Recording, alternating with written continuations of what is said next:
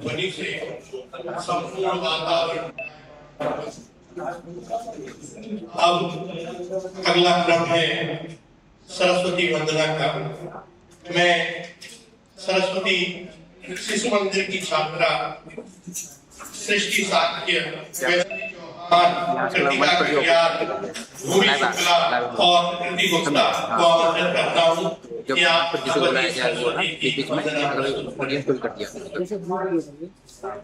Live कहाँ चलनी है? चल रहा है म्यूजिक चीज चल रहा है वायलिन आप जो दिखाएंगे वो हमको दिखाएगा। एक मिनट वो चलता है डिले आप जो मुझे कर देंगे तो यूट्यूब पर लगता है पहली वाली भी लाइव दो करा लेंगे। ये लाइव आ रहा है समझे? तो वहाँ भी कुछ भी आपको प्रोग्राम कीजिएगा और पीछे जो है वो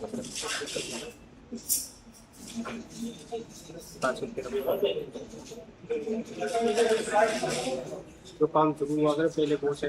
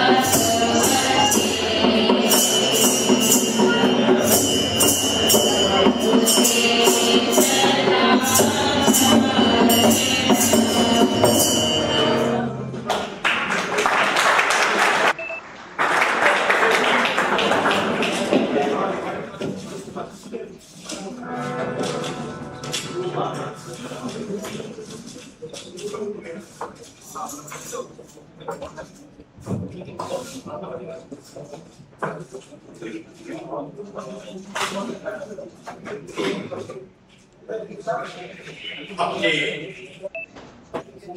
इष्ट भगवती शारदा की आराधना के उपरांत अतिथि देवों को की संकल्पना से कंटिन्यू अब क्रम है हमारे मंचस्थ अतिथिगणों के स्वागत का। तो सबसे पहले आज के मुख्य वक्ता प्रोफेसर रविंद्र प्रताप सिंह जी को बुके और उत्तरीय पहनाकर स्वागत के लिए मैं आमंत्रित करता हूं अपने महाविद्यालय के प्राचार्य डॉक्टर राम प्रकाश जी को कि आप प्रोफेसर सिंह का उत्तरीय एवं बुके के माध्यम से स्वागत करें।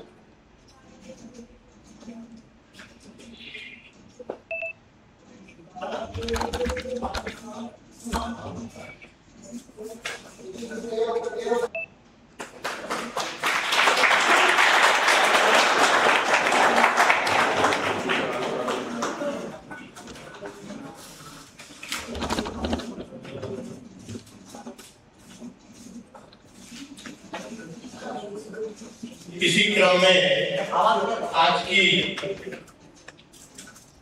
विशिष्ट वक्ता प्रोफेसर शाहू सिंह मैडम के स्वागत के लिए मैं आमंत्रित करता हूं डॉक्टर आलोक बिहारी कि आप आए और प्रोफेसर शाहू सिंह मैम को उत्तरीय एवं बुके प्रदान कर स्वागत करें।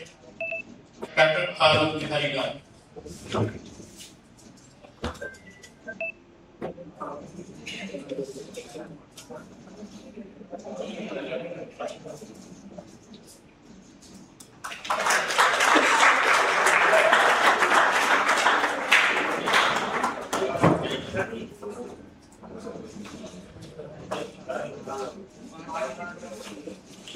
इसी क्रम में महाविद्यालय के अभिभावक हमारी भारतीय महाविद्यालय समिति के अध्यक्ष श्री राजेंद्र कुमार त्रिपाठी जी के स्वागत के लिए मैं आमंत्रित करता हूँ डॉक्टर दिनेश कुमार सिंह जी समन्वय संगोष्ठी डॉक्टर नीतीश कुमार सिंह जी, आप पार्टी का स्वागत करें।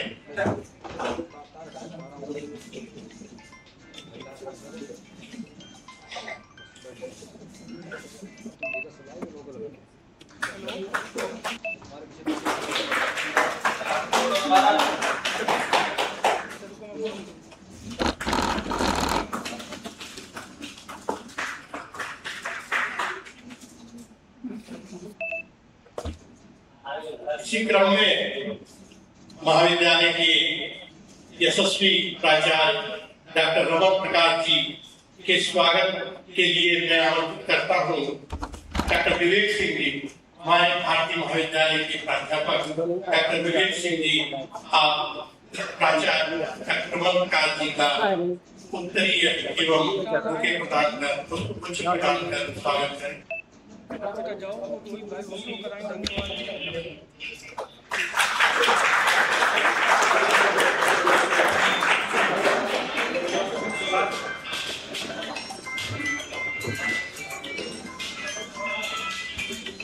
क्रमशः संगोष्ठी के समन्वयक डॉक्टर सिंह जी के स्वागत के लिए मैं आमंत्रित करता हूँ डॉक्टर नीरज कुमार द्विवेदी, भारतीय महाविद्यालय के प्राध्यापक नीरज कुमार द्विवेदी डॉक्टर नीतीश कुमार सिंह जी का पुष्पगुच्छ प्रदान कर स्वागत करें।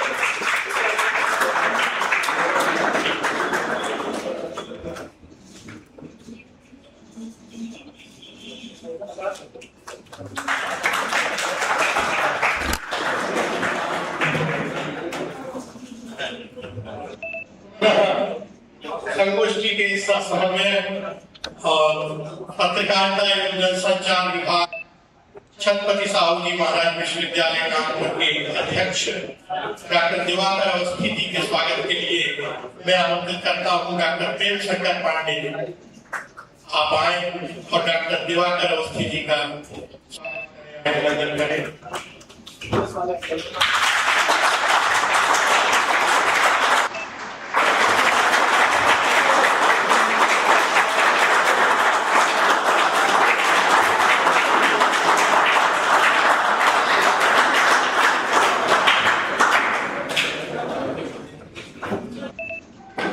कार्यक्रम को आगे बढ़ाते हुए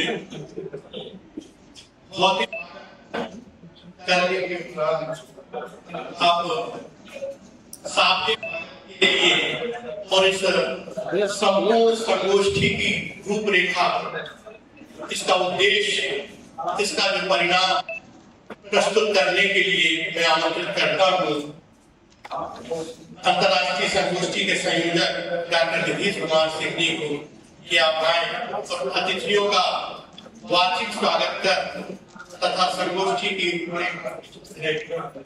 doctor Nitish Kumar.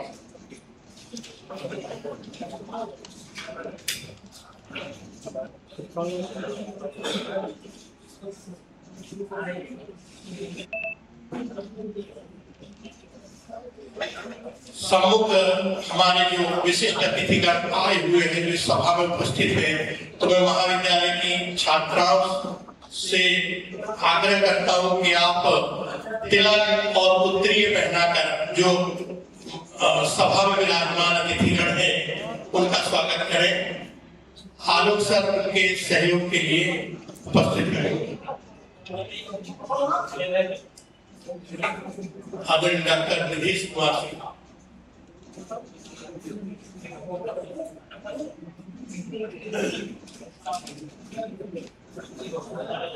Respected dignitaries on the dais, all the scholars who have joined us online and offline, all the speakers from India and abroad, participants, presenters, scholars, I welcome you all to this two-day internal seminar. It's a privilege to welcome you all, the whole organizing team, Mahavidyalaya and Department of Journalism and Mass Communication. CSM University, Kanpur. I welcome our Professor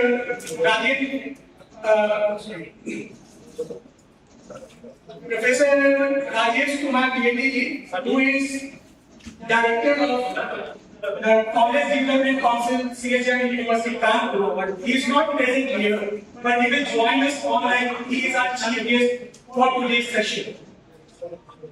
I welcome my guardian and my mentor, Professor R.P. Singh sir. He is the key speaker for this inaugural ceremony. I also welcome Professor Nikhil London, who will join us shortly online. She is Principal, VSSD College, Kanpur. I also express my highest welcome to Reeve Sobita, who will join us online from Sri Lanka. It is Buddhist University, Sri Lanka. He is from there.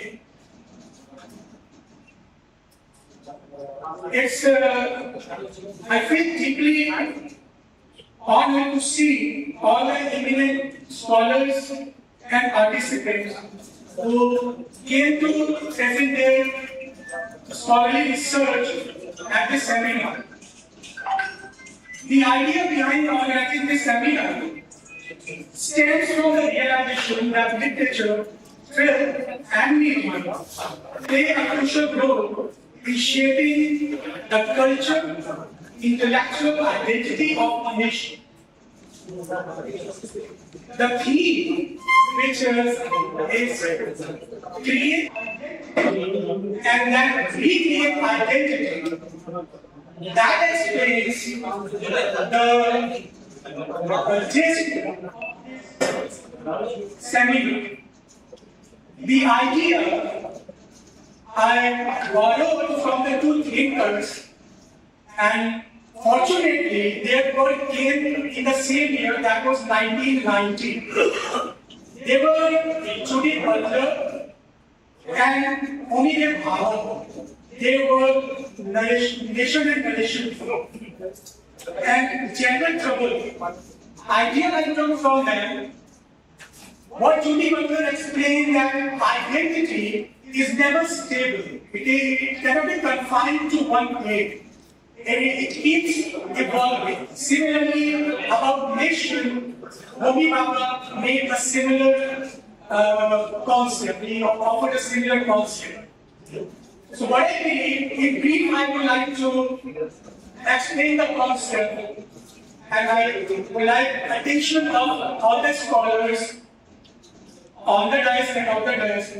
How do we came to India? Sindhu से लेकर India तक हम कैसे पहुंच गए? How this name of the country changed? I had made it to tell, but if you explore the history and etymology of this term, Bharat se India तक journey, you will understand how our invaders, when they were not able to pronounce the name of our country properly, they changed. Sindhu se Hindus and Hindustan, and then later Hindus to India. That's the journey of our nation's name. And now we are going back to Bharat. Recently, our government has tried to change this world.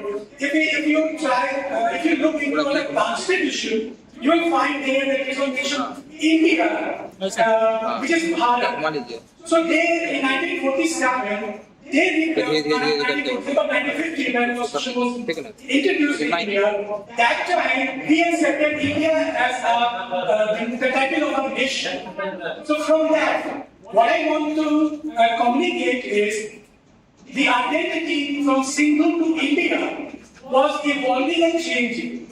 And that was explained or presented through literature, through poetry, through media, through films, through songs. Right? So there are many songs which we play on Independence Day and on the 26th January. They fill us with the spirit of nationalism. So how nation's identity is created through these genre like arts, music, film, media, etc. That's what we expect from our presenters, from our scholars, that they will develop another discourse for creating identity of an nation through all these disciplines. Finally, I would like to express my heartfelt welcome to media persons and students who have not left any stone unturned to make this event successful. Thank you. Thank you.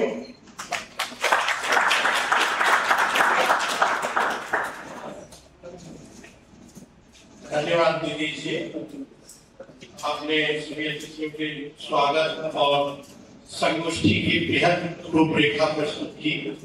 अब मैं आमंत्रित करता हूँ हमारी संगोष्ठी के सह समन्वयक डॉक्टर दिवाकर अवस्थी जी को कि आप आए और संगोष्ठी के बारे में हमारे श्रोताओं को अवगत कराएं। डॉक्टर दिवाकर अवस्थी जी।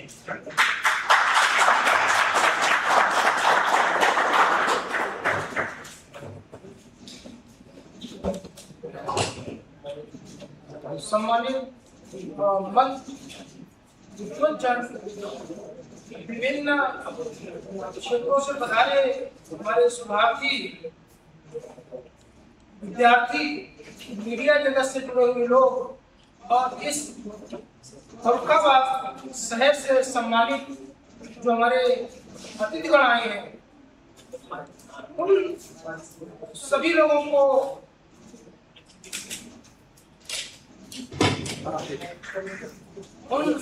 को मैं स्वागत करता हूँ। इस संगोष्ठी के समन्वयक होने के नाते और पत्रकारिता एवं जन संचार विभाग छत्रपति साहू जी महाराज विश्वविद्यालय का विभागाध्यक्ष होने के नाते इस ऐतिहासिक भूमि पर मैं सत्ता स्थापित करता हूँ। ये सेमिनार जो 2 दिवसीय अंतरराष्ट्रीय संगोष्ठी है, ये संगोष्ठी एक एकेडमिक प्रोग्राम तो है, लेकिन यह एकेडमिक प्रोग्राम एक नए प्रकार के विमर्श को कुछ नया बताने और दिखाने के लिए इसमें जो शोधार्थी अपना शोध पत्र पढ़ेंगे उससे बहुत सारी नई चीजें और वो नई चीजें साहित्य, फिल्म और मीडिया जगत को पॉइंट आउट करते हुए बहुत सारे विमर्श के वो विषय निकल के आएंगे जो आने वाले समय में हमारे इस देश में रहने वाले लोगों के लिए एक स्व की खोज होगी। ये स्व की खोज हमारी राष्ट्रीय पहचान को आगे बढ़ाने में मदद करेगी। जैसा साहित्य, चलचित्र, पत्रिका के माध्यम से राष्ट्र की पहचान का पुनरुत्थान जो इस संगोष्ठी का विषय है, इसमें सबसे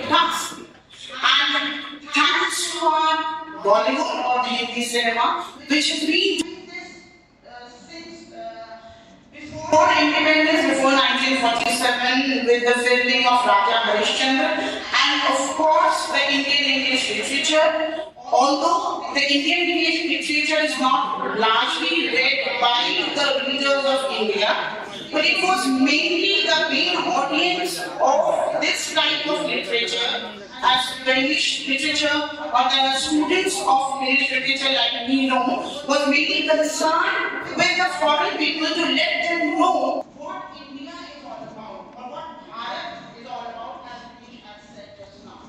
So the literature started in English. The Indian English literature, the motto of Indian English literature was, of course, recreation of Indian identity. The very concept of Indian English literature was recreation of Indian identity, nation's identity. It started with it as the eminent cultural theorist and scholar Stuart Hall in 1997. He propounded influential theory which represents or which explains how media means whatever we are seeing on screen, TV, shape perceptions of reality by constructing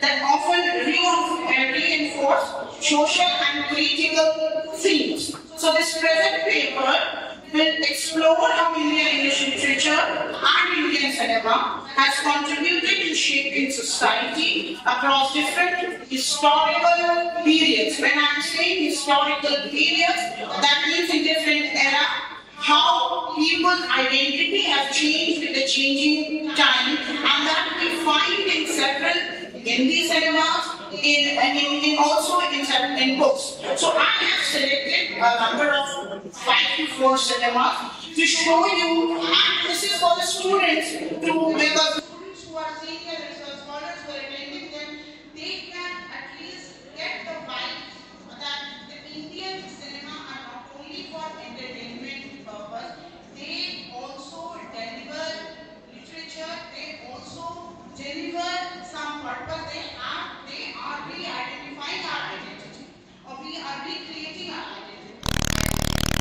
The study will demonstrate how literature and cinema in India have functioned both as storytellers and an eye-opener for the masses, making them more aware of their traditions, cultures, and evolving new social realities.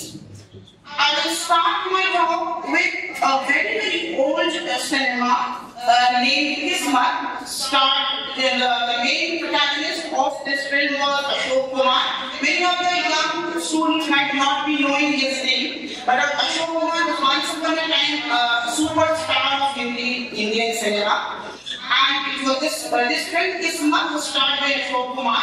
And this is a very seminal, this was a very seminal movie, because it ran for 3 years in a cinema hall. 3 long years in a cinema hall. And this is a film which talks of a story about a soft-spoken thief. And this soft-spoken thief, this type of character, this picture has given or inspired many other Hindi pictures. So again, recreating a new type of culture in the society. That in society we don't have only villains in the form of thief. We also have characters who are deceptive, who are con-man. So this film, this one, is in a way a co-operating film, giving new trends or putting or forwarding new trends for and influencing other cinemas of 1960s, 70s and till date. We have films like Dhoom 3, Dhoom 1, Dhoom 2, the Dhoom series, the entire Dhoom series, which also replicates this type of character. So the nation is shown here, or the people of the society, a part of the society shown here who has this type of personality through this film. anti-hero. This is a film which also projects an anti-hero. Because till now, heroes are always considered to be a very good man and honest man. But here, we find in the character of Shekhar that the hero is not a very good man. Although his character is transformed during the role during the meantime by the end of the play. The second movie that I will be talking about is a very popular movie. It has also got Oscar award. That is Lagan. And the main hero, I think everybody of you know, is Amir Khan. And in this movie, the most important thing that I have found by going through the movie, by writing this research paper, is that it talks of rejection of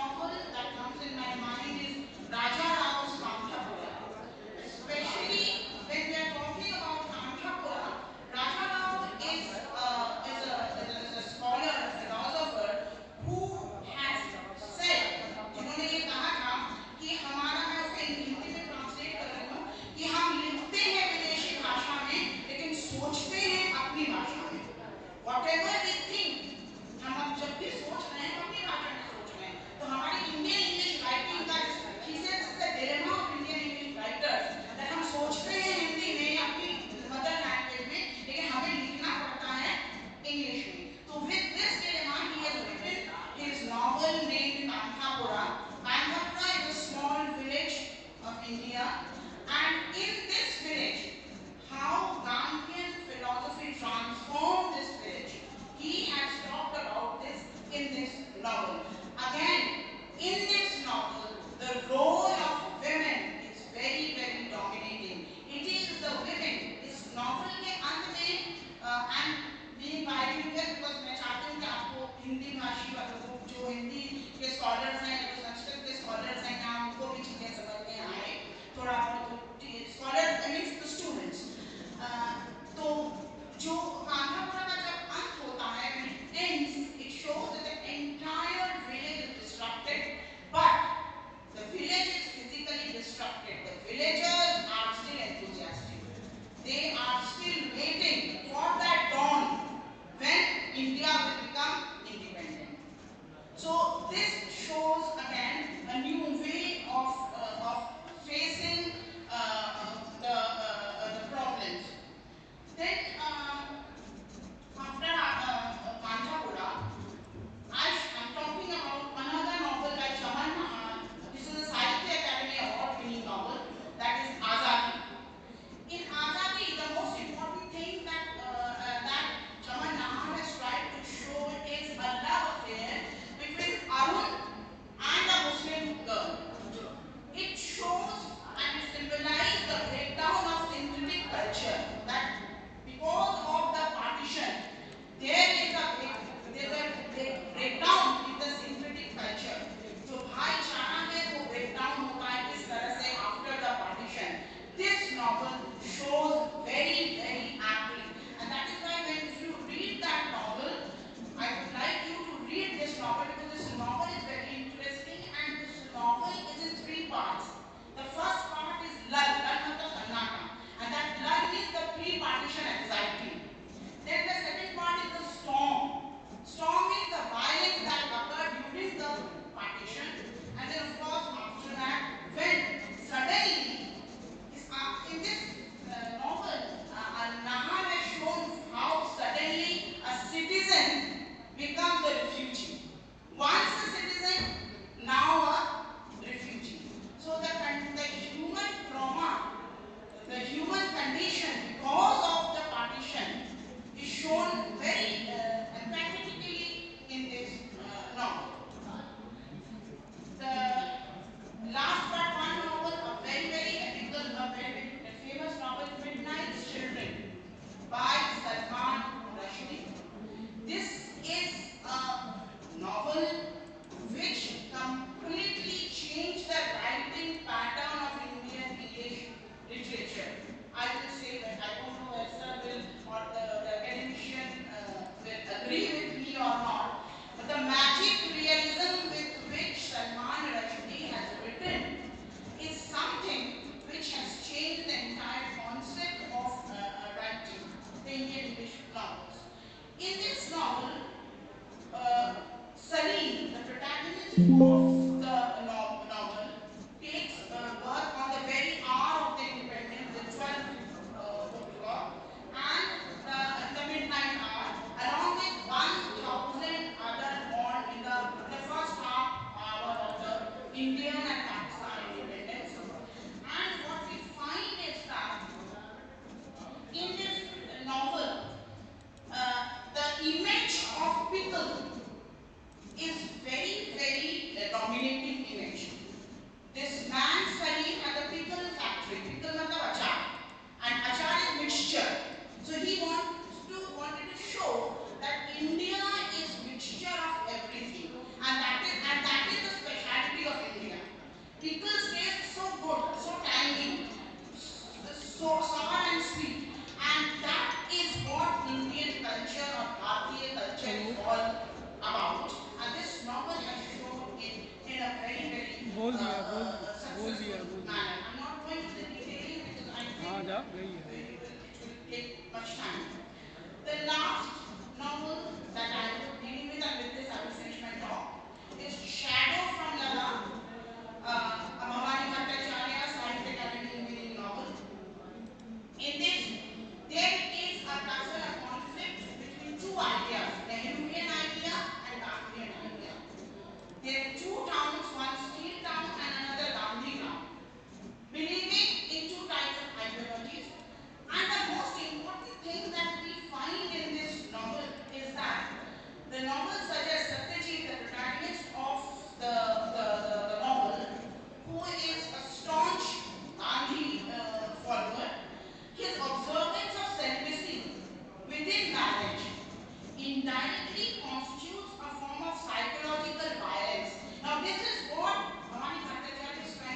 that everybody and anybody cannot be Gandhi.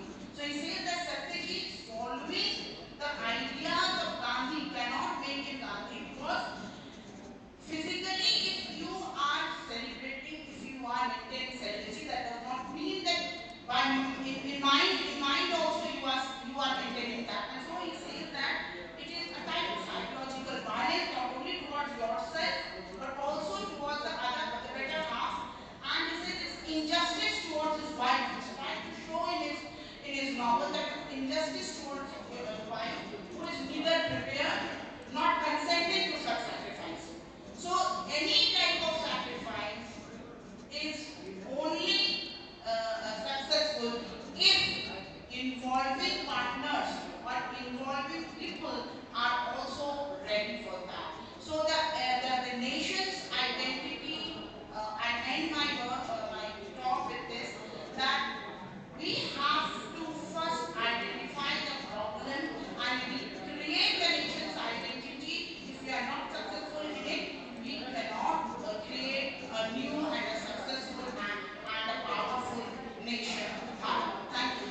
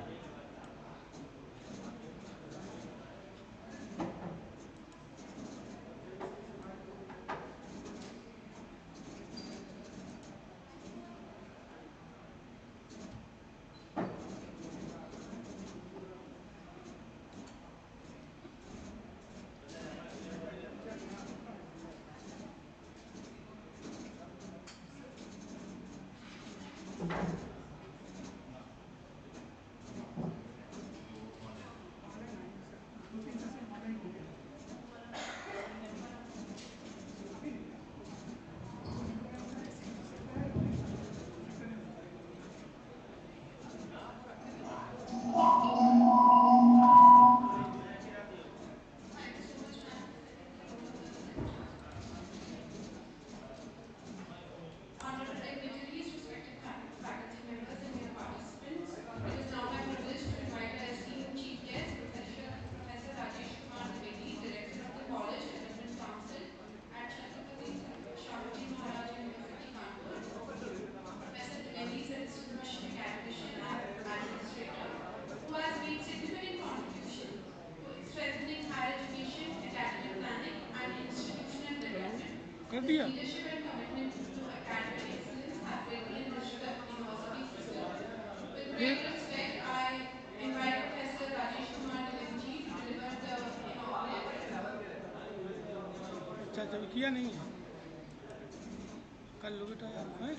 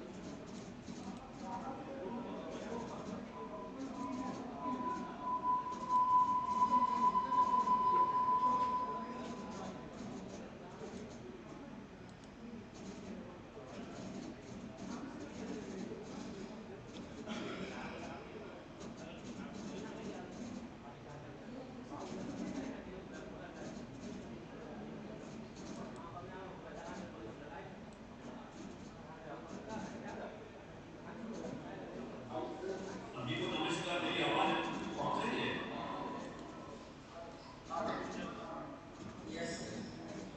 Okay, a very good morning to you all the dignitaries present online and offline, member of the Kakatiya Mahavidyalaya family, journalism and mass communication department of Chhatrapati, distinguished guests and my dear participants. It's my great pleasure to welcome you all in the inaugural function of 2 days international seminar on recreation of national identity through literature, film and media. At outset, I wish to congratulate the Department of Languages, Bharati Mahavidyalaya Farrukhabad, and Journalism and Mass Communication Department, Chhatrapati Shahu Maharaj University, especially Dr. Nitish Kumar Singh and Dr. Divakar Awasthi and their team to organize such a wonderful international seminar at Farrukhabad, and that too for the first time and on a great topic, recreation of national identity through literature, film and media. A very big congratulations to all. It's an honor for me to speak on this occasion. In every nation, identity is not only shaped by political boundaries or economic progress, it is deeply influenced by culture, ideas, and collective memory. Literature, cinema, and media play a significant role in shaping how a nation understands itself and presents its image to the world.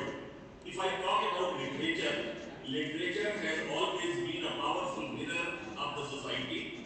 Through poetry, novels, essays, and drama, writers express the emotions, struggles, aspirations, and the cultural values of their people.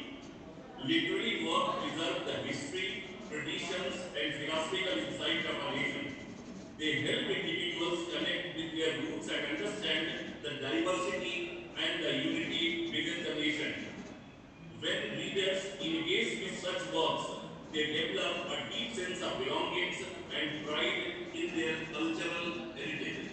Similarly, if we come to the films, films have emerged as one of the most influential medium of storytelling in the modern era. Cinema combines literature, visual art, music, and performance to communicate powerful message to a wide audience. Films often portray social realities, historical events, national consciousness. They can highlight the values of courage, unity, justice, and the resilience that define the spirit of a nation. Media in its various forms, like print media, television, and digital platforms, also play a crucial role in constructing and communicating national identity. Media not only informs people about current events, but also influences public opinion and the social values. Responsible media can promote awareness about cultural diversity, democratic ideals, and the national integration. At the same time, it can provide a platform for dialogue and reflection on the challenges faced by the society. In today's digital age, the role of media has become even more significant. Social media platforms allow individuals to share stories, cultural expressions, and creative ideas instantly with a light check global करो तो आपकी audience. Mobile में सही है While this offers new opportunities to सही promote mobile चल रहा है national मोबाइल में आपके culture सही है and heritage, it also एक बार लाइट requires चेक करो सही से चल critical रहा है कि thinking and responsible communication to ensure that the essence of the national identity is preserved and presented with authenticity. The recreation of national identity through literature, film, and media does not mean merely repeating traditional narratives, but it involves interpreting cultural values in the context of contemporary realities. Writers, hello filmmakers, and क्या the चल रहा media है professionals have the ये system यहाँ responsibility hang है to तो present set कर लो balanced perspective that inspire unity, respect diversity, and promote constructive social change. If we talk about the young people engaging with literature, films, and media critically can help to develop a deeper understanding of their nationals cultural heritage, and contemporary challenges. Educational institutions can play a vital role by encouraging students to explore creative expressions and cultural dialogue through these mediums. This seminar is a platform of exchange of ideas, mutual interactions where the experts from all over the globe is coming for 2 days will share their great knowledge, thereby benefiting the audience in general and our students in particular. At the end, I will say that the literature, film, and the media, they are powerful instruments for shaping and recreating national identity. When used thoughtfully, they can strengthen cultural awareness, promote social harmony, and inspire a shared vision for the future. By valuing creativity, critical thinking, and cultural responsibility, we can ensure that these mediums continue to contribute positively to the evolving identity of our nation. At the end, my best wishes for a successful seminar. Thank you very much for inviting me to interact you all. Thank you very much.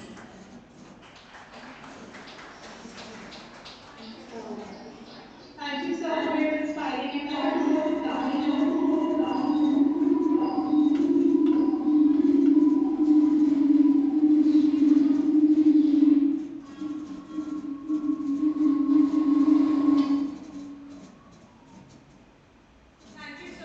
Thank you, sir, for your Thank you, responsive sir, for your attitude. responsive attitude. Thank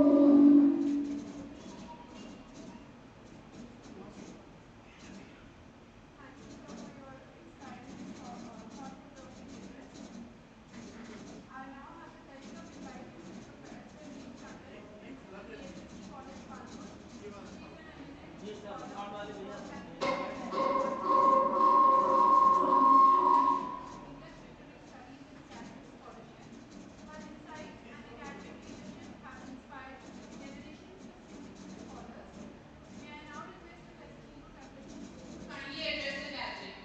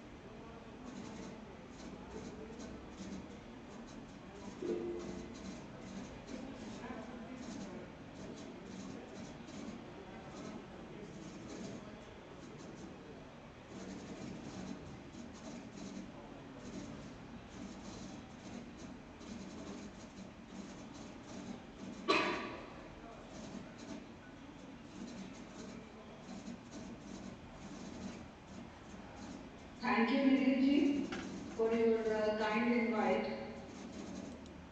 Distinguished dignitaries, Professor Rajesh from CSJU, respected colleagues, and my dear scholars. It is a privilege to reflect with you today on a theme that is not only contemporary but deeply consequential. When we talk about national identity, we talk about knowledge, we talk about artificial intelligence, we all are interested in such things. And Professor Nitish has brought all these things together and connected them. That is something very interesting. So let me begin with a question. One that I often pose to my own research scholars. When we say nation, what exactly are we referring to? Is it geography? Governance? Borders? Or something more subtle, more lived, more experienced?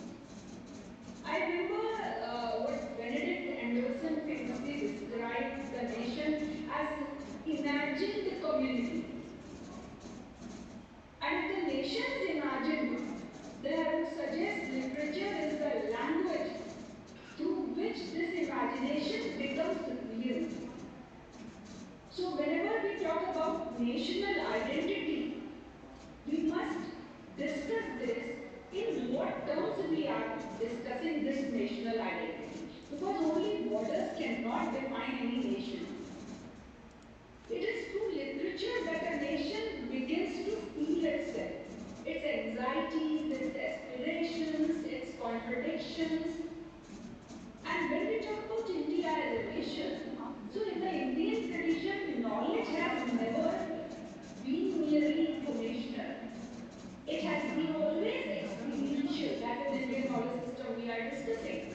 So it is reflective, it is deeply ethical, and we allow others to discuss it, to come on a platform and have a critical appreciation of those discussions.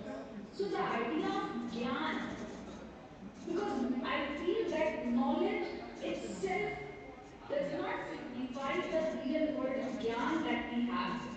So the idea of Gyan was always linked with growth. That is a lived realization, not just accumulation of fact. There comes the research. In research, like most people, they are thinking that it is just the accumulation of the data, accumulation of the facts, and just summarizing them or reviewing them or talking about them. But actually, when we talk about Gyan and growth, we have open vista to discuss something more about it. When Premchand writes of rural distress, he is not merely narrating, he is shaping the ethical imagination.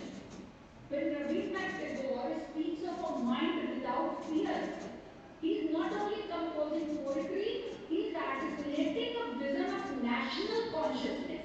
What kind of individual we need in our nation?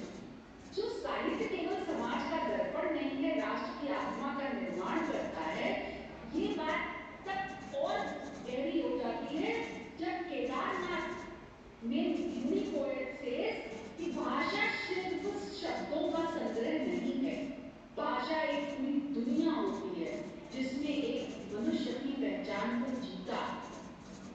इसी तरह सच्चिदानंद हृदय वात्सायन आज्ञा कहते हैं कि साहित्य में केवल दुनिया को देखने की दृष्टि नहीं देता, बल्कि स्वयं को पहचानने की चेतना भी देता है।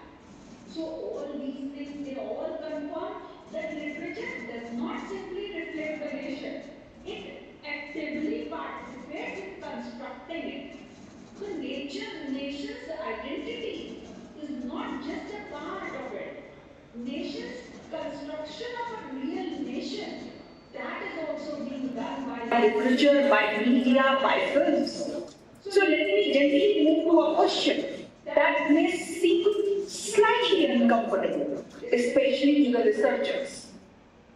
My question is, what happens to literary research in an age where machines can read more than we can? Traditionally, research in literature often involve engaging with a limited corpus, reading, comparing, interpreting, and presenting a review. But today, AI can perform many of these functions faster, wider, and sometimes more efficiently. So naturally, there is a question to ask, to wonder, to discuss. Does this diminish the role of the researcher? I would argue, it does not diminish it. It redefines it. It definitely redefines it because while AI can read text, it cannot inhibit context. It cannot experience history. It cannot feel the silence between the lines or the cultural weight of a metaphor. So therefore, the role of the researcher must evolve from someone who gathers knowledge to someone who interprets, questions, and reimagines the knowledge. I often tell my scholars that your work must begin where the machine stops. And where does the machine stop? At meaning, at nuance, at lived experience. This is where human scholarship begins. In this shifting landscape, our role as supervisors also transforms. We are no longer merely guiding dissertations. In fact, we are now shaping intellectual vision for our nation. We must train our scholars not only to ask, what does the text say, but more importantly, why does it say so? For whom? In what context? And what does it silence? This is also very, very important. Because research today is not about answers alone. It is about asking deeper questions. Let me now briefly share from my own experience.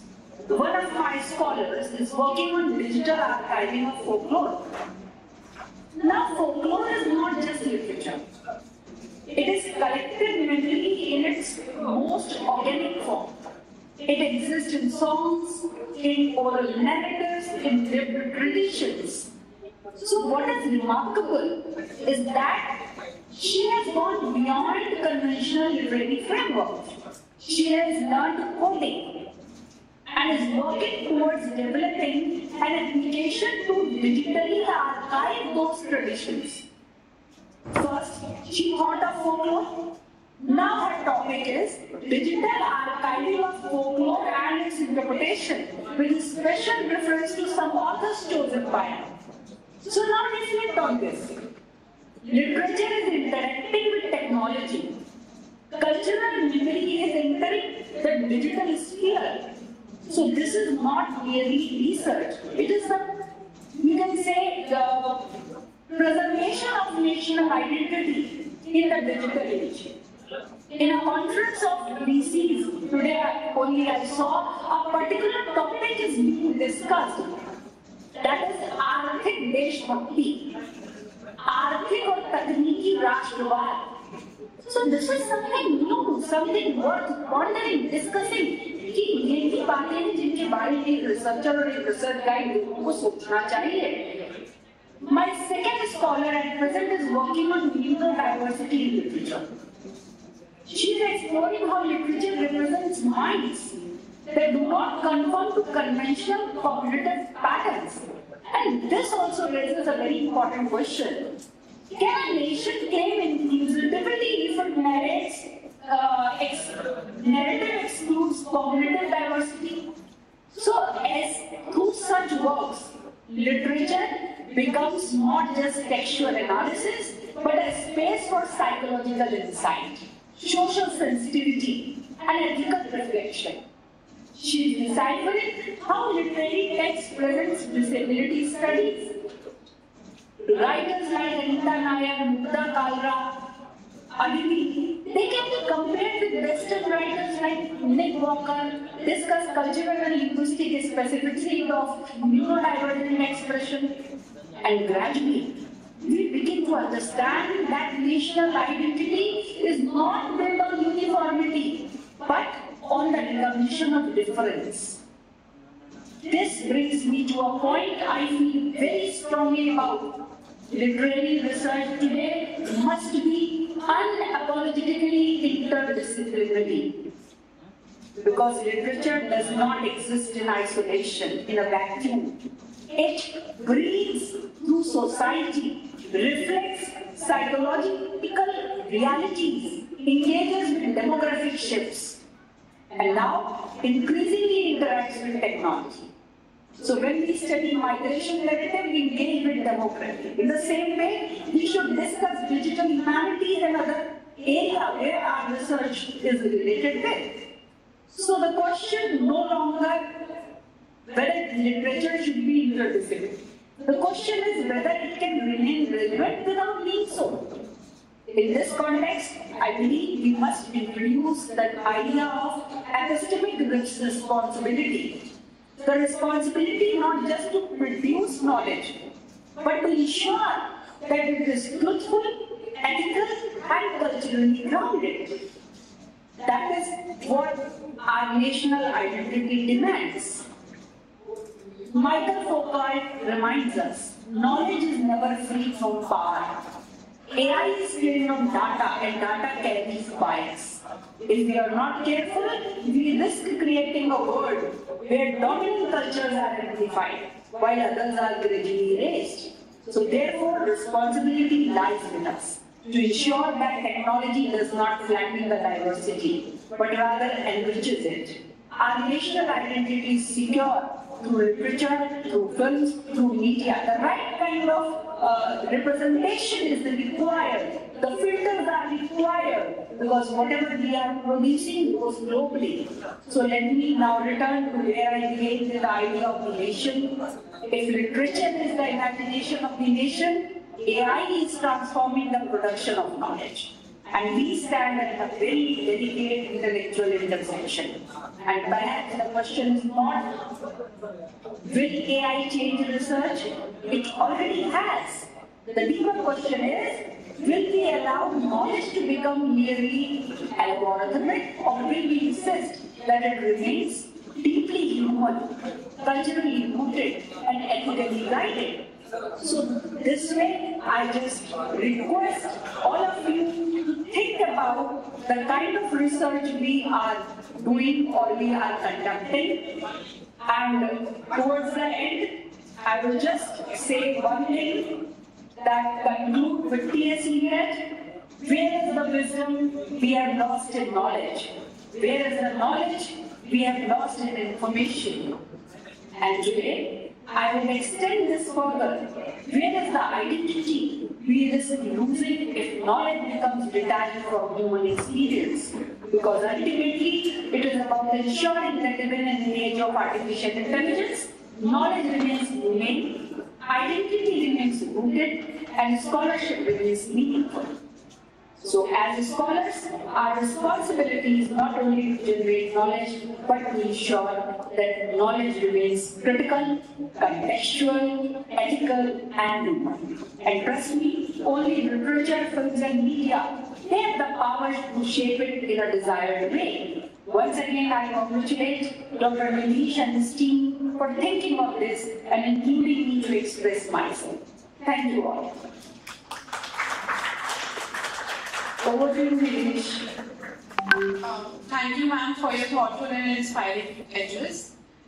As we continue with the inaugural session, we will now invite a distinguished personality. It is my privilege to introduce.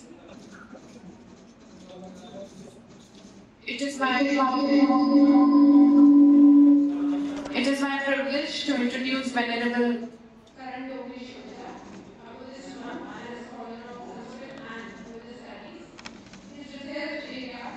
from Sanskrit. Thank you so much. I would like to take your leave, and hopefully we'll be able to discuss this issue at length sometime next. Please continue with the program. Thank you so much. Thank you so much, ma'am. Okay. So I would like to invite our next speaker. It is my privilege to introduce Venerable Karan Dogri Shobita, a Buddhist monk and a scholar of Sanskrit and Buddhist studies. His research focuses on Sanskrit Buddhist literature, classical Indian narratives, and ethical teachings in ancient texts.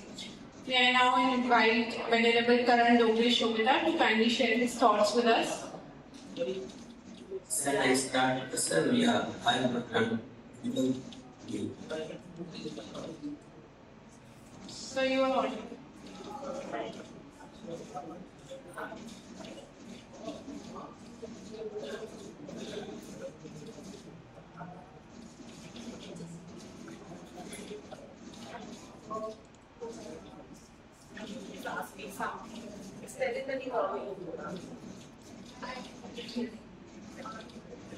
Okay, shall I start?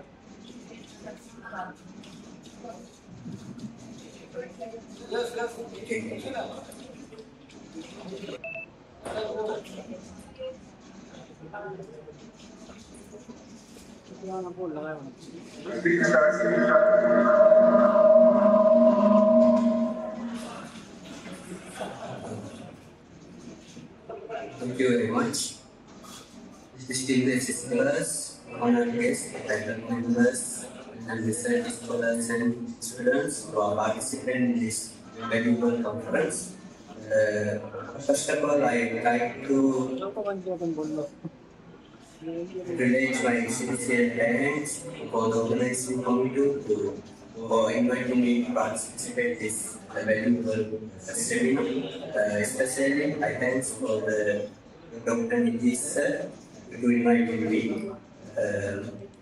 Today I am going to express about my idea, recreation of nation identity in the literature, film and media, especially reflection of the Indian intellectual tradition.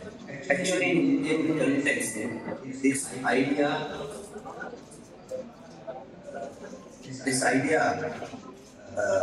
of nationhood possesses a particularly deep historical and philosophical foundation. India has long been understood not merely as a political identity but as a civilization becoming continuous, outstanding by cultural tradition, philosophical reflection, literary expression, spanning thousands of years. So, as a research, I got that research problem like this: in what ways the literature, cinema, and media contribute to continuous representation of national identity within the context of the Indian intellectual tradition.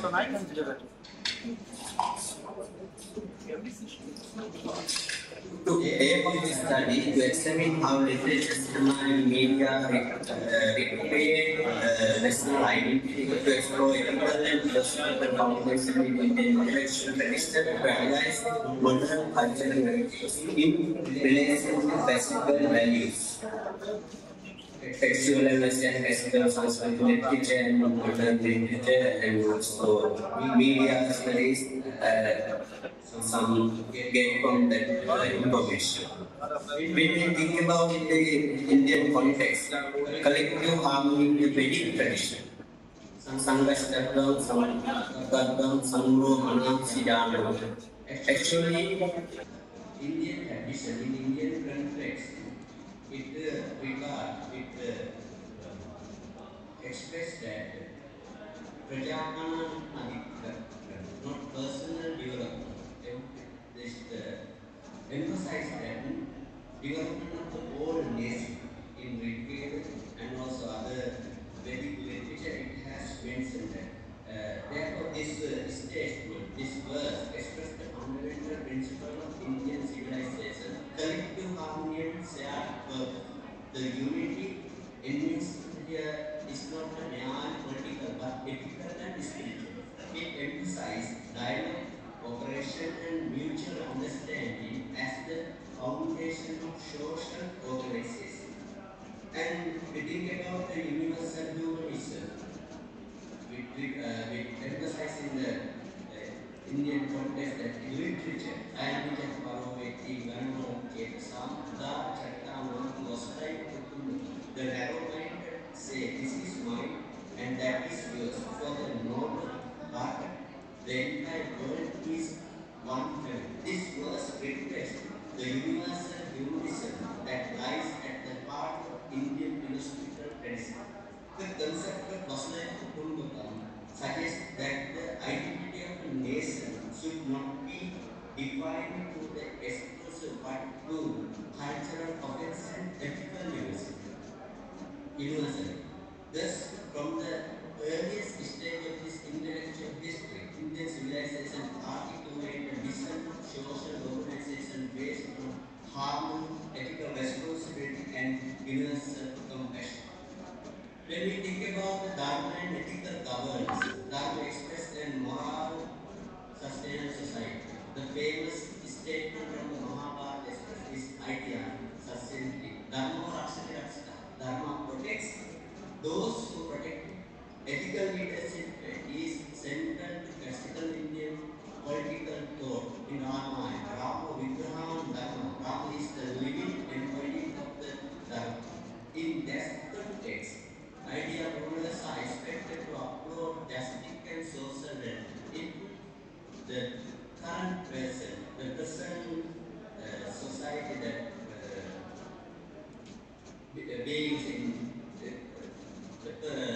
the peoples who are aware of these literatures, they can get so many ideas how, as a nation, how we want to rooted. Narrative literature and cultural education within Panchatantra and Jataka stories transmit ethical values. Stories teach political wisdom, compassion, and social responsibilities. Especially in Panchatantra and also Jataka Mala and other Purana stories, these are pave the way how we want to build up as a nation according to the Indian context. In modern literature and national, in colonial period, literature inspired resistance and unity. Writers articulate cultural dignity and spiritual freedom.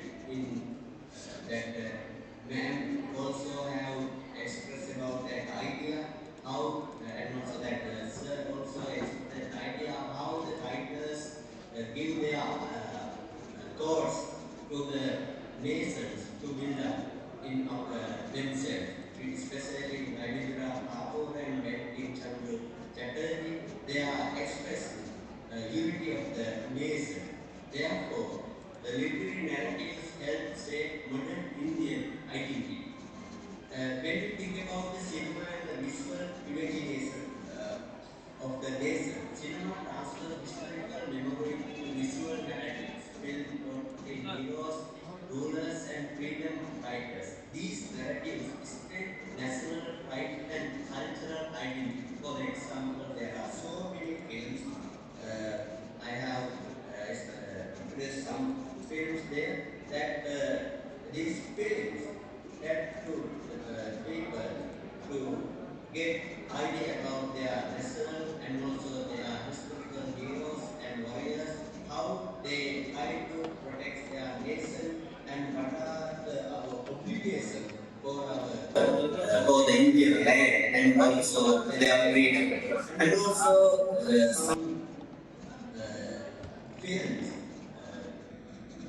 talk about it got interest about the social justice and abuse. Film has the past discrimination, gender equality and minority rights, cinematic storytelling, simulates debate about social realities. Cinema continues to briefly verify national identity. There are so many films, but there's not enough time to express all the ideas. These are some examples. And also, in nowadays, media, communication, and public,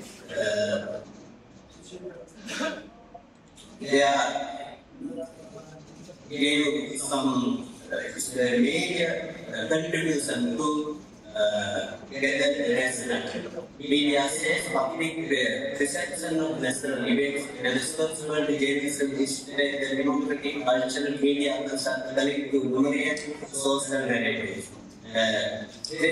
and finally, in this research, the major finding is cultural heritage play a central role in shaping national identity and also classical texts provide digital foundation, cinema and modern media to integrate history for contemporary audience. As conclusion, national identity is the dynamic and continuously evolving. Literature, film and media reshape cultural imagination.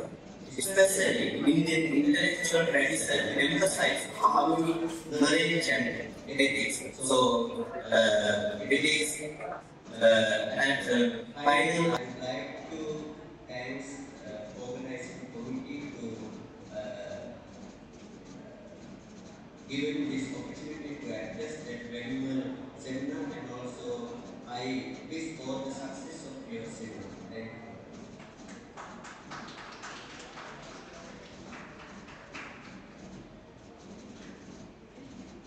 Thank you, Honorable Sir, for your enlightening reflection and for enriching our understanding of classical knowledge traditions and films.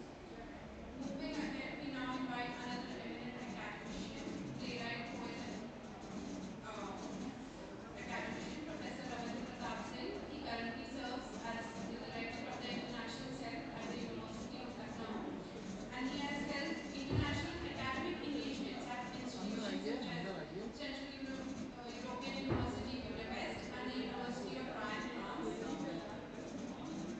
May I now request Professor Ravindra Pratap Singh to kindly deliver the inaugural address. Yeah.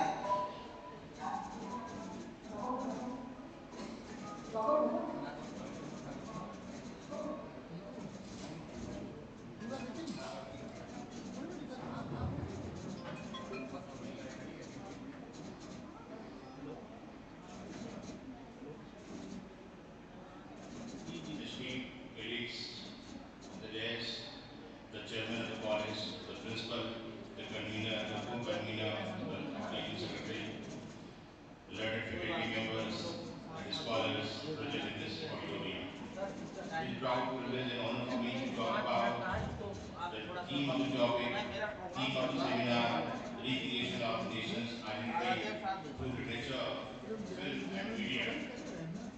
When I look at the topic, the question arises, why recreation? Why recreation? What has been created and what we are going to recreate? Why are we going to recreate? What is the need of the term recreation? And to answer this, I find certain reverberations of thought because we have completed 2 centuries.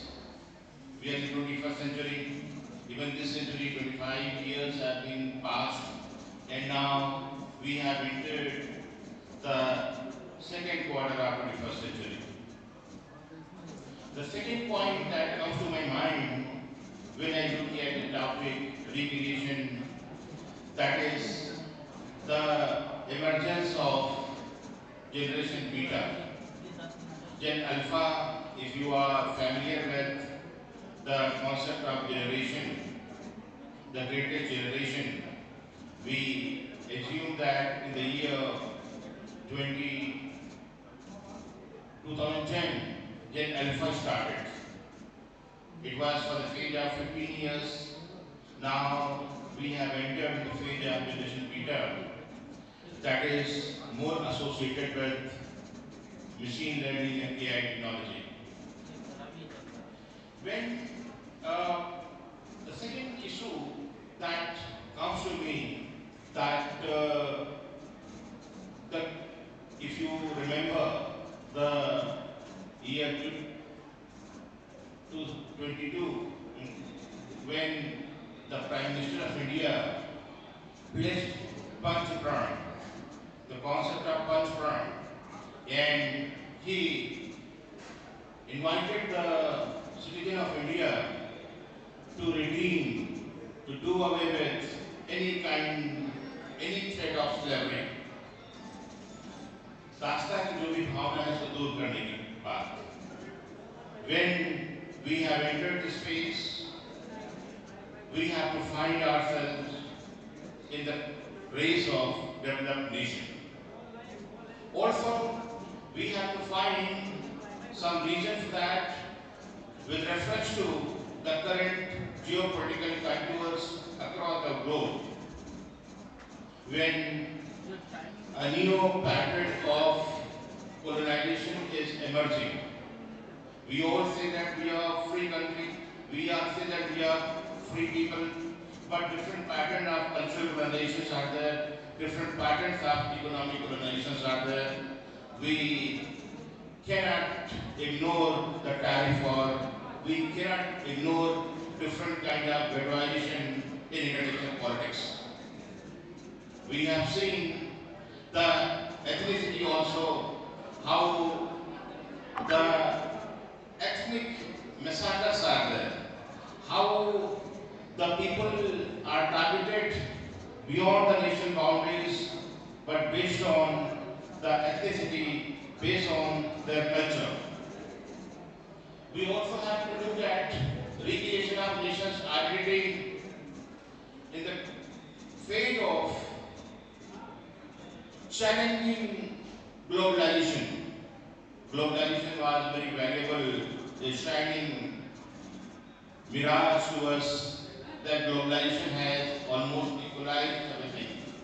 But how new patterns of colonizations are coming, and in the global village, how we are creating neo-tribalism, perspective of neo-tribalism. So these, maybe there are many other regions also, there are many other factors also that can take us in the thinking process of recreations of nation's identity. We have to look at this. Our learned speaker, Madam Javakusu Madam, has given us significant ideas that is nourished by literary text, how nation has been portrayed, how nation has been presented, and how nation has been conceived in different discourses of literature, film, and media. Other learned speakers have talked about the construct of nation, and we have just listened that nation is imagined community. Nation is imagined community, we have been listening to this, but last week I realized this. When there was final cricket match of India and final cricket match, and I find three international scholars, professors sitting in this hall, and we were together that day. Then a professor from Fiji, she is here, she was talking that she is praying for the victory of India. She is not a citizen of India, but her roots are in the country. Her roots are in the country. And when India won the match, she cut the cake and distributed sweets among us. So this is what we have to, I have observed, I have felt that. When we look at the construction of nation's identity, I would seek your attention how nation is created and how literature is created, how media is created, film is created. You remember, I roll 2-3 examples. Imagine the Battle of Tarain, Second Battle of Tarain, 1192.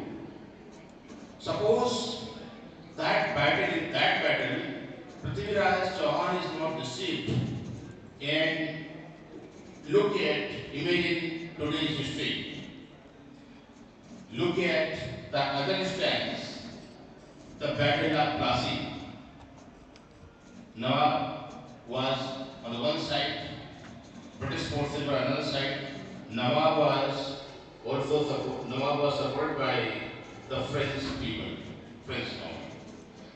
Imagine that the battle is not won by the forces of Clive, and the battle is won by Nawab and the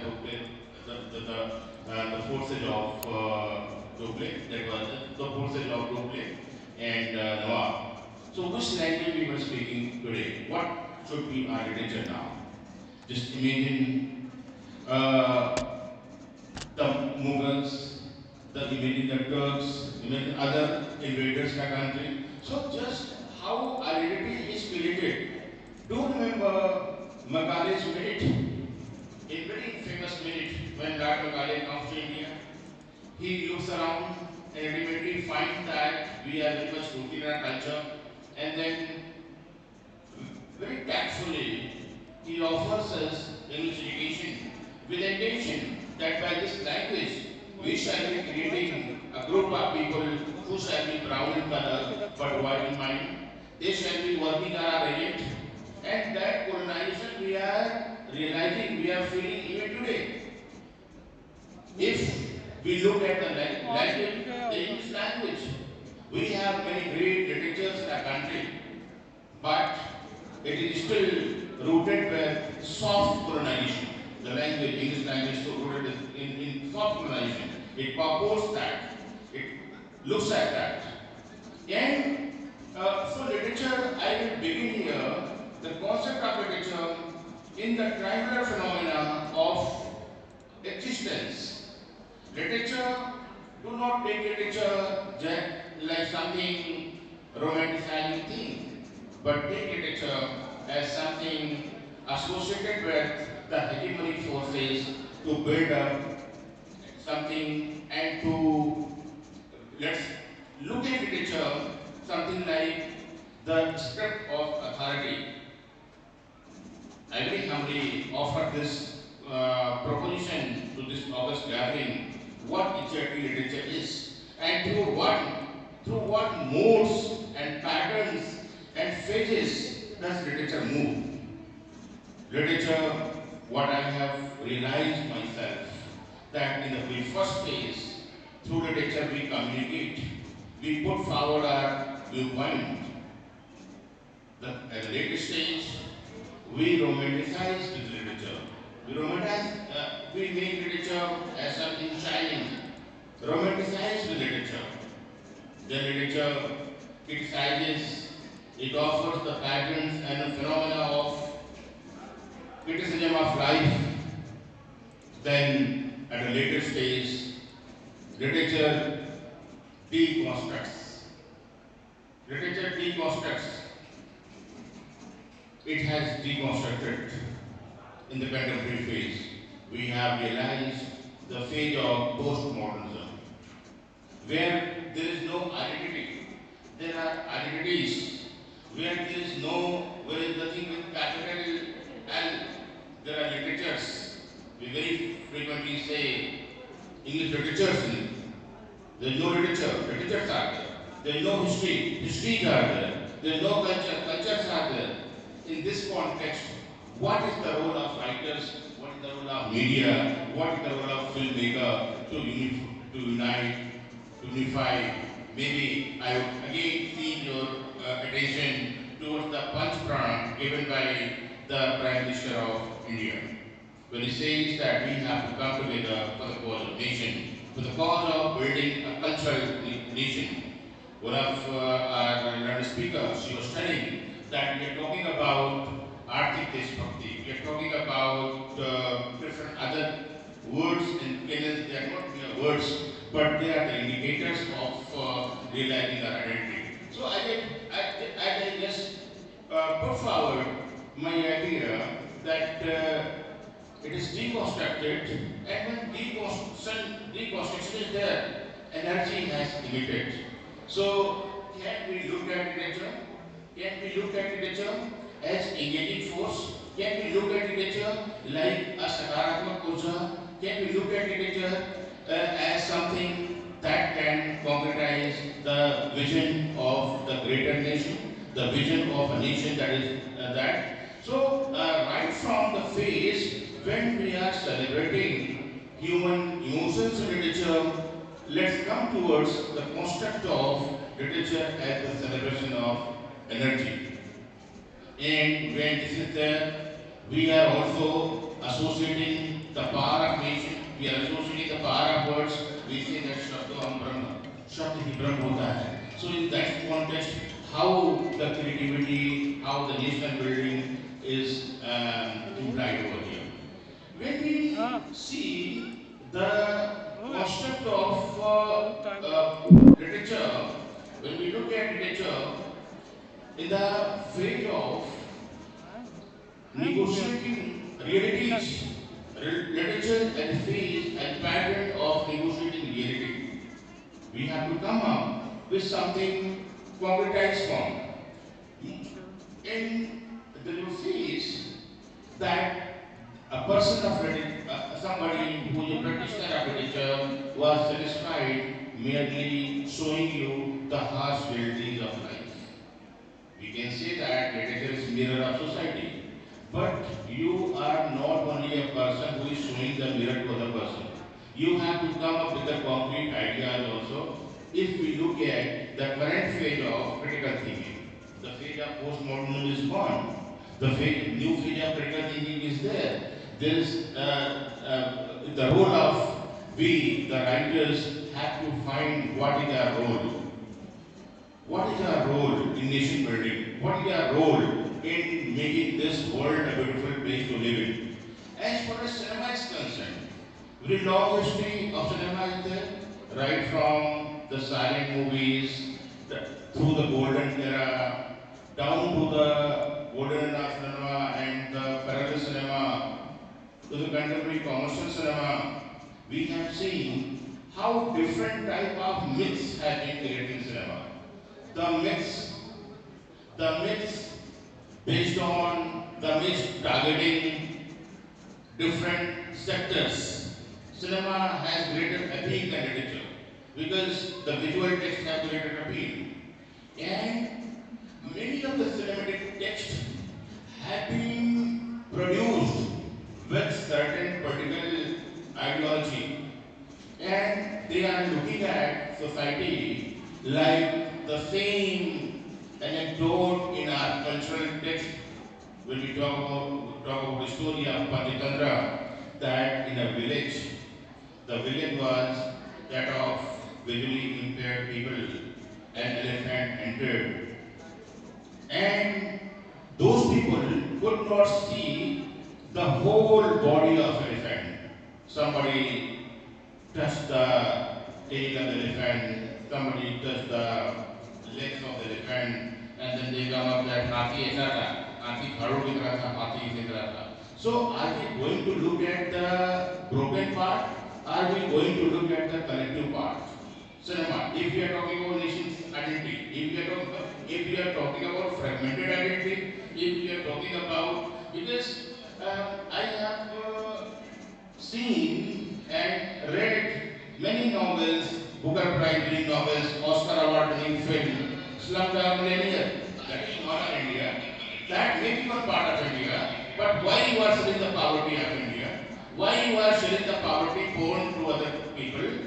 Why are you writing the novels like What a Small Thing? That is not a true writer, that is not a true reality.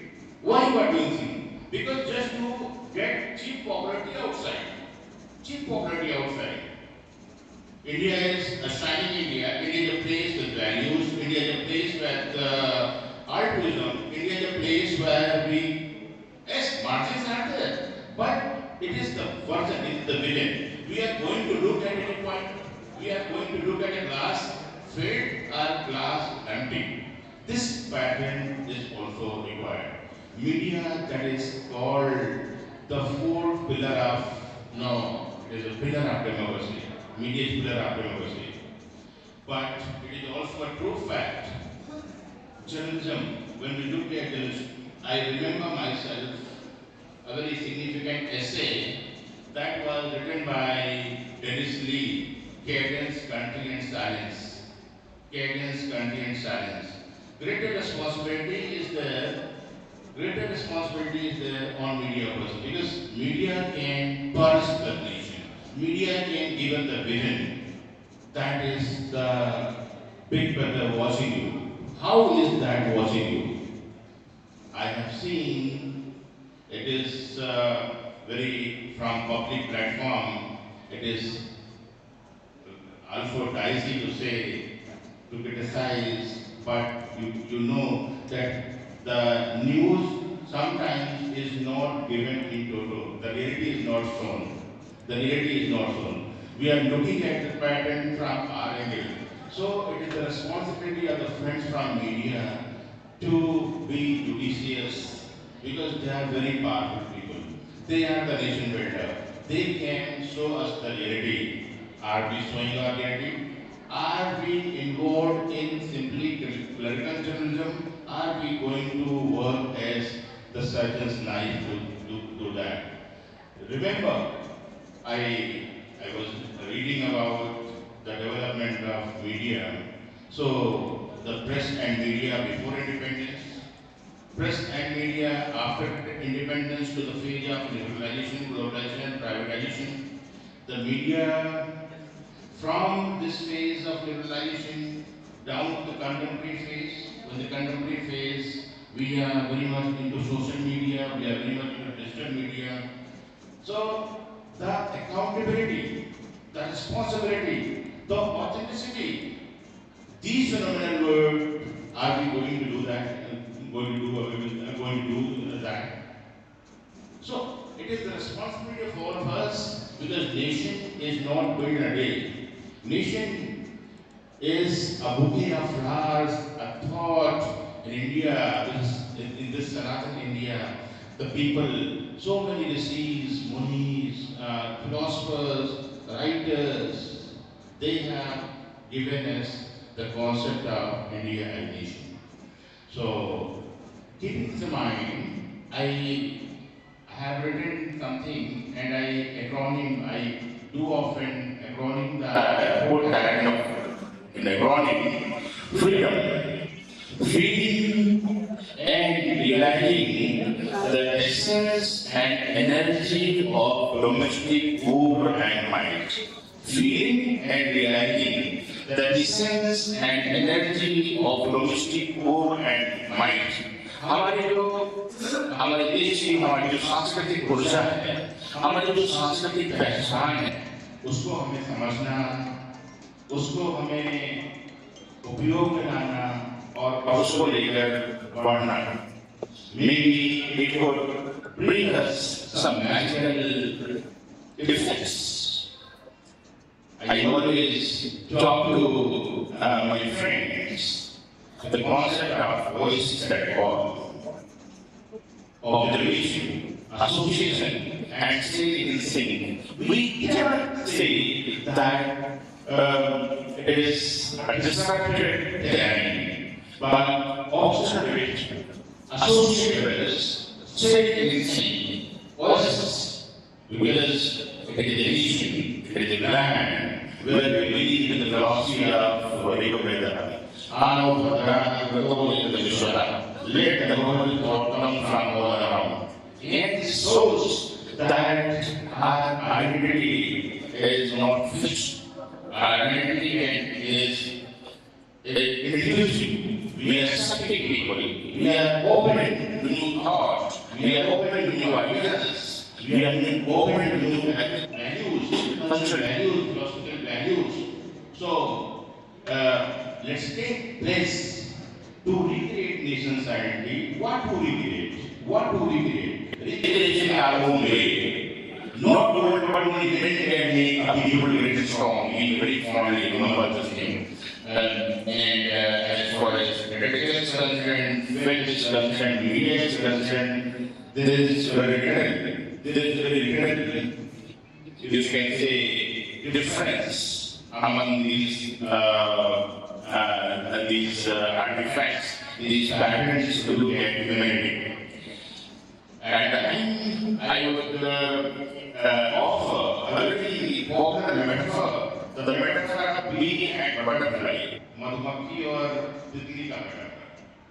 हम सभी लोग अपने देश को देखते हैं तो मधुमक्खी की तरह देख रहे हैं या तितली की तरह देख रहे हैं. तितली और मधुमक्खी का बसंत ऋतु है, सभी का लगभग एक ही समान काम होता है.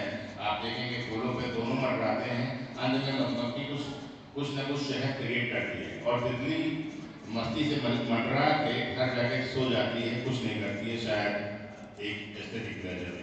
So if we are looking at if we are looking at different patterns and respective different indicators, aspects and artifacts of this nation, so ultimately, after observation, are we going to offer something? Are we going to give something? So it is such a significant forum to deliberate ideas, to talk about different patterns, and to listen from the voices of the past, and to come up with a new symphony, new pattern of indicating recreation of nation's identity. Because our thought only can make this nation great again. It is great, it has been great, and it has to be greater. Thank you so much, sir and madam, on the dais, the learned speakers, the audience, the organizers for inviting me, and the respected audience to listen to me. Thank you so much.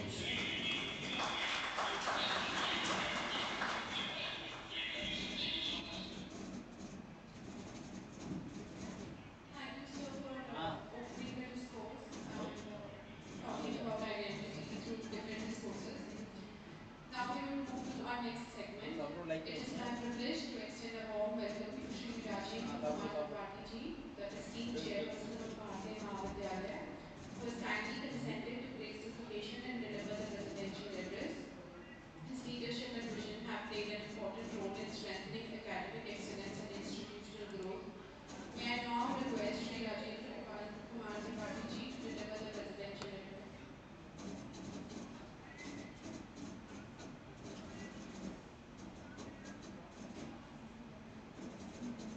इस अंतर्राष्ट्रीय संगोष्ठी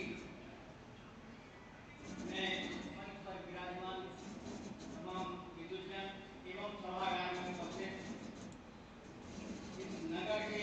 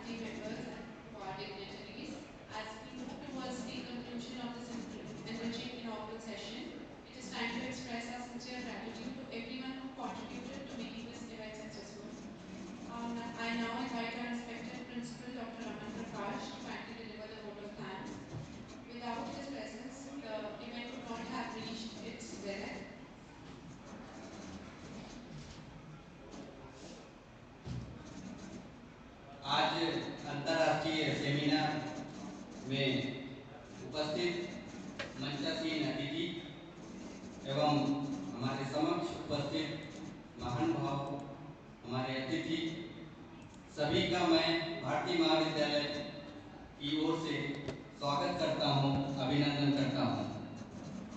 आज के इस अंतर्राष्ट्रीय संगोष्ठी का जो ये आयोजन हो रहा है वो सभी आप सभी के आशीर्वाद और सहयोग का ही नतीजा है कि हम सब इस अंतर्राष्ट्रीय संगोष्ठी के आयोजन के लिए तैयार हुए और इसमें सर्वप्रथम मैं अपने छत्रपति साहू जी महाराज विश्वविद्यालय कानपुर को बहुत बहुत धन्यवाद और आभार व्यक्त करता हूं, जिन्होंने इस प्रपोजल को स्वीकार करते हुए हमें अंतर्राष्ट्रीय संगोष्ठी आयोजन हेतु अनुदान प्रदान किया। मैं माननीय कुलपति महोदय का आभार व्यक्त करता हूं कि जिनके सहयोग के बिना हम सब यह कल्पना नहीं कर सकते थे।